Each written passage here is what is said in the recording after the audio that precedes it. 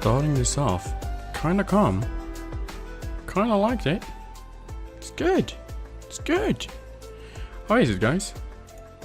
We're back with recap.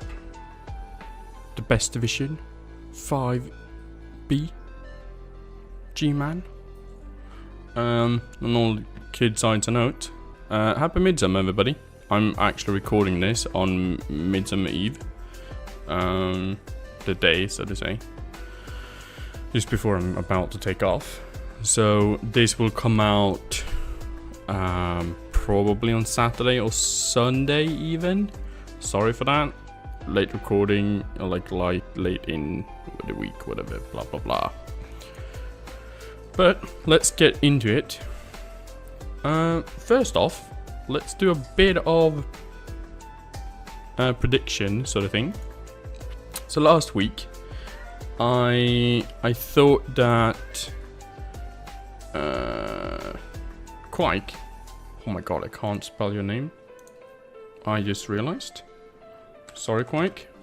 Quake would score the most, and Dr. Bubbly Biscuit would take home the most hurts.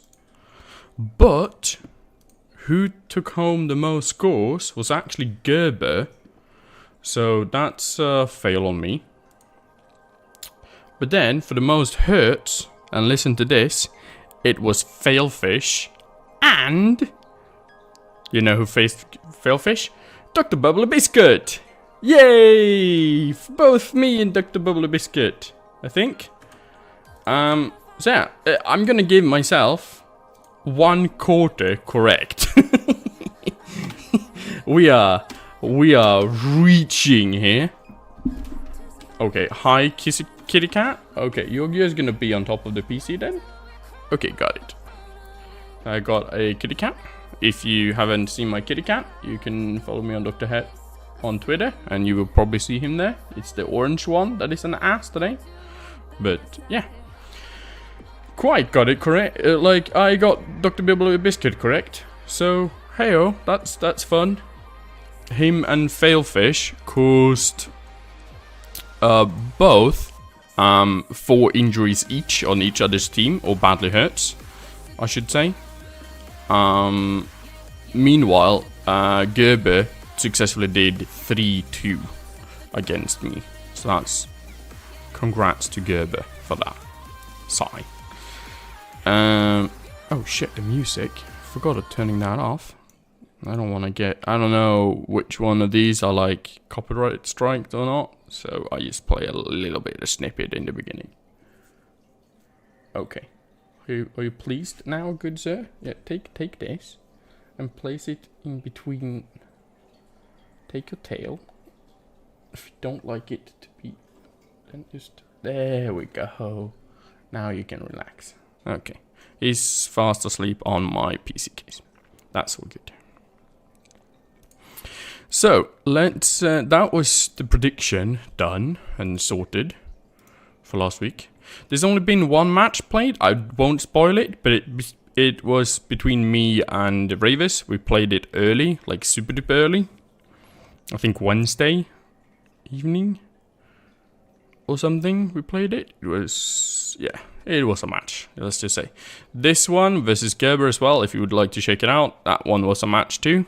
But I would recommend Gerber versus me over Ravis and me, unless you like dead rats. Heyo. First off, we have NL Note versus Occasionally Compliment. 1-1 versus the Bretts and the Orcs. It seems like the Orcs got more bomber breaks, but didn't get like any real value out of it. Like only 1 injury. And I mean the block difference, like a 10 block difference, and only having 3 KOs more and one, like the 1 injury, like this isn't a difference of 10, this is a snowballing difference, I feel like, where like the blocks could just be done in like chain pushing fashion or like things like that. Man, my throat started to burn. Oh well. Let's have to push it through. This is the stats. So far in dice, I mean, the Bretts are always going to do more dice, I feel like, because they have more of a passing game than the Orcs. But the dice looks fairly, like, mediocre. I think the thing that I would say is probably that the Bretts felt these pushes a bit more because they have less dice around them. Meanwhile, the Orcs, they got a little bit more dice in, like, didn't feel his as much, even though they are only, like, a difference of, what, 7? Yeah, 7. 7 dice difference in pushes, but they will be a huge game changer because Rave's got so many more, like, skulls and both downs and other things that I was like, holy shit, who did produce 39 piles? But yeah, and the normal dice, I think they're all good. Well then, let's make it over to Rebel Supremacy versus Guftabten. I'm getting really annoyed that it's this high elf team, Madfrog. Fuck's sake. You wanna lose some, maybe? He is currently the biggest ass in our div, being in the highest place with only wins so far. And Ravers and I were seconds. I think Ravers were on top of me. Not in a literal sense, but kinda also a literal sense. Haha, hee hee. I mean, that was a piling on joke. I don't know what you guys were talking about. But yeah, 2-0 to the High Elves versus the Khemri. The Khemri did get some armor breaks, 3 send-offs from the pitch. Expulsions. Is those when you get sent off yourself for fouling, or are they sending someone out to through the sideline? My English isn't that good today, apparently. Passes, well, makes sense that the elves did more passes. I'm not gonna shame any passing elves. It's good with vanity passes. They're all good. Yeah, more SPP for the, well, actually quite even, but more SPP for the elves, given. And, oh, that's a lot of 1s and 2s. But it seems like he caught it home either way. And I mean, great dice from the Khemri. Doing that little gate dice. Yeah. This little, man, those were some pushes there. Okay, yeah. Yikes. Next up, we have Anti-Heroes versus Bilbadi Sailors, and this is where I thought that Quake would do more scores versus Noda, but that didn't happen. Noda obviously. Quake obviously won with the 2-1, but 5 versus 7, still all good, I would say. Let's see. Is there any, like, stand out-ish? 122 yards running. Jesus. Okay. Well. It's a big fucking running. Yeah, let's check on dice. Some loners. He never failed his loner. Well, he failed once. For anti-heroes. And, other than that, I mean, didn't really, like, do anything here that I can see that is, like, stand out.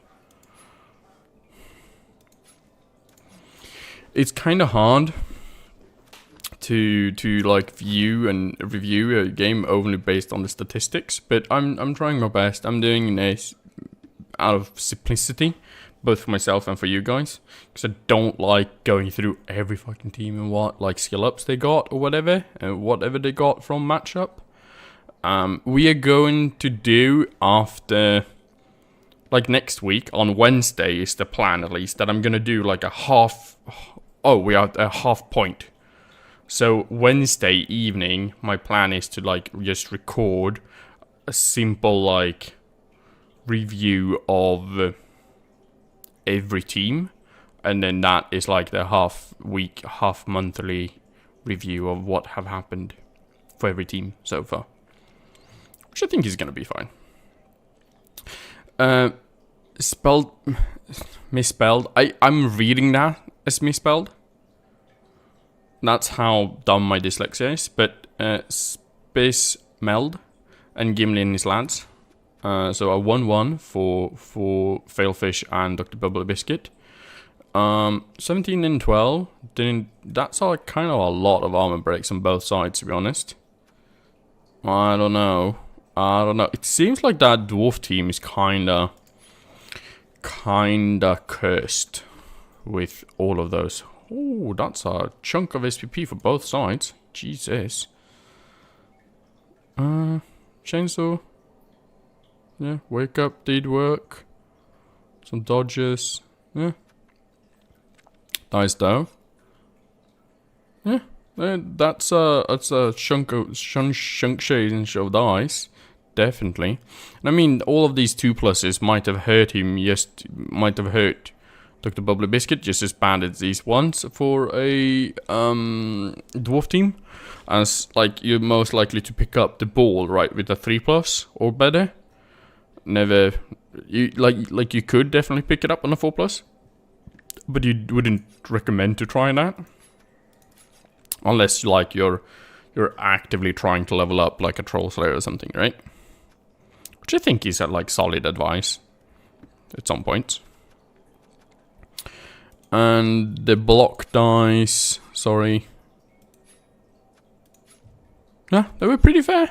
Pretty fair. A lot of pushes here for Gimli and his lads, but that is dwarves for you. Because you can like chain them down their dwarven line, so to say. And then do good from that. Ball Munchers versus the Dwarven Lookout Federations, which is damn it, Nikarov versus Maystays. Nikarov got a really good MVP on the Vampire here. A long beard MVP. We don't joke about those. It could be God, it could have been anything good as well.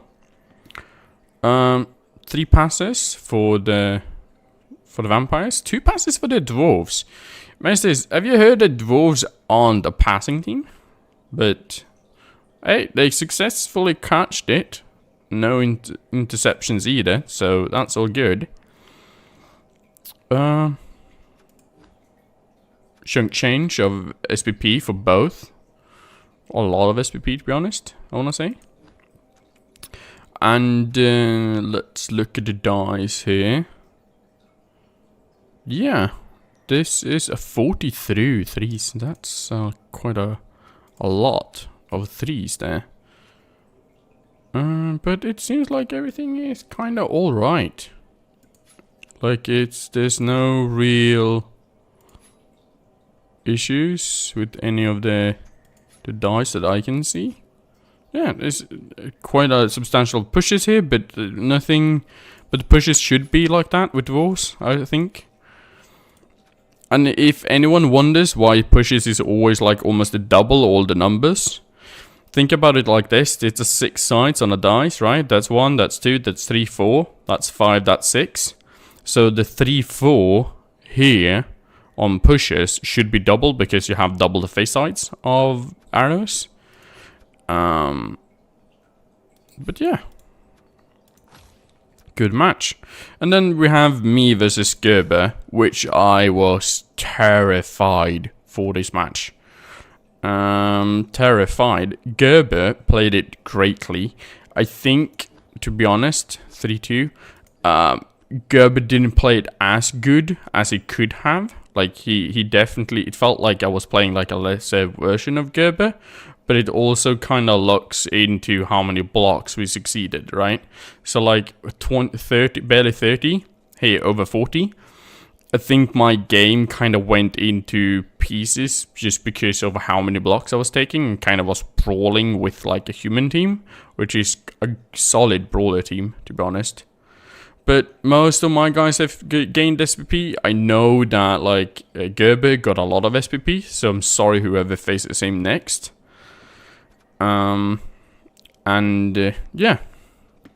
From DICE perspective, I haven't really checked this out that much. I mean, mine was fairly even all across the board. Gerber did a lot less 1s and 7s and stuck to the middle spectrum here, which kind of represents what he was playing, to be honest. It wasn't like awful, neither was he super duper great. But yeah. And so here, for example, these 45 pushes really stood out to me, mainly because if you half that, 45 halved, that's like 20.25, right? So, with that fact, you kind of have half amount of dice lying in pushes. Like that's push is like a lot, significantly higher than everything else. Same with here, but for POWs, right? These POWs are off the shot compared to like pushes. If you count that pushes should only be like 11 here. But yeah, fun match. Definitely go and watch it if you have time over this week. But yeah. So that's that done and sorted. Let's do this and go back here. So, for the predictions of week 5, and I think I need this. Sorry, everybody. Let's see. We have Failfish versus Tantalus. We have Quake versus Sink Gold. Sink Gold is the one who plays the fucking vampires. Nikarov is playing Kislev. Or not Kislev, Kemri. This is so hard for me to learn these names. But yeah. Quake, Sink Gold, Mad Frogs versus Gerber. Ravers versus me. Nikarov versus Maystays. And Nota versus Dr. Bibblebiscuit. And I think a really solid answer here, who's gonna score the most, is Sink Gold.